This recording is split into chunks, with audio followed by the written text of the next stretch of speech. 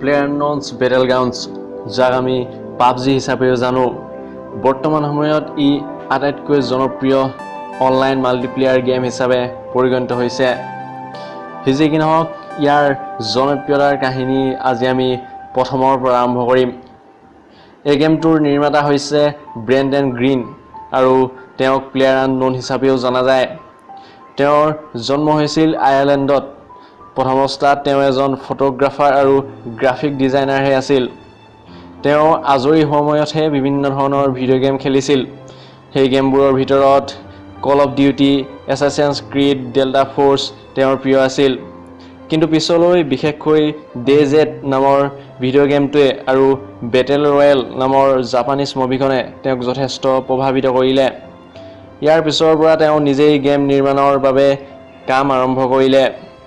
তেওঁ বহুতো ভিডিঅ' গেমৰ অসুবিধাসমূহ আঁতৰ কৰি নতুন ৰূপ দিলে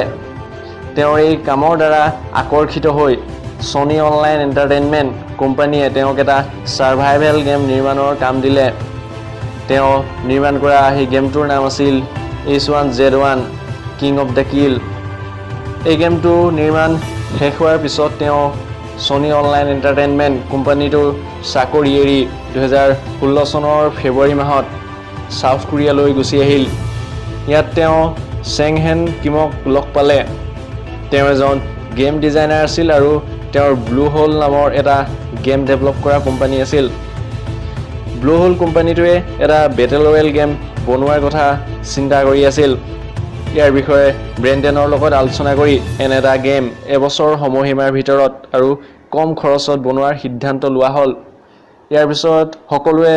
অশেষ কষ্ট কৰাৰ অন্তত 2017 চনৰ মাৰ্চ মাহত পাবজিৰ আৰ্লি এক্সেছ বিটা প্ৰগ্ৰেম মুকলি কৰি দিয়া হ'ল ই অতি ভাল সঁহাৰি লাভ কৰাত কিছু হাল সলনি কৰি 20 ডিচেম্বৰত সকলোৰে বাবে মুকলি কৰি দিয়া হ'ল আৰু পিছলৈ ফেব্ৰুৱাৰী 2018ত এণ্ড্ৰইড আৰু iOSতো ই উপলব্ধ হ'ল ই অতি কম সময়তে অতি জনপ্ৰিয়তা লাভ কৰিবলৈ সক্ষম হ'ল আৰু বেষ্ট চেলিং গেম হিচাপে পৰিগণিত হ'ল ব্লু হোল কোম্পানীয়ে কেৱল 4 মাহৰ ভিতৰতে 4,500 কোটি কমাবলৈ সক্ষম হ'ল ই বৰ্তমানলৈকে PC game of the year action game of the year sports game of the year আদিকে ধৰি বহুতো পুৰস্কাৰ লাভ কৰিবলৈ সক্ষম হৈছে বৰ্তমানত ইয়াৰ জনপ্ৰিয়তা ইমানেই বৃদ্ধি পাইছে যে ইয়াক কিছু সংখ্যকে নকল কৰিবলৈ আৰম্ভ কৰিছে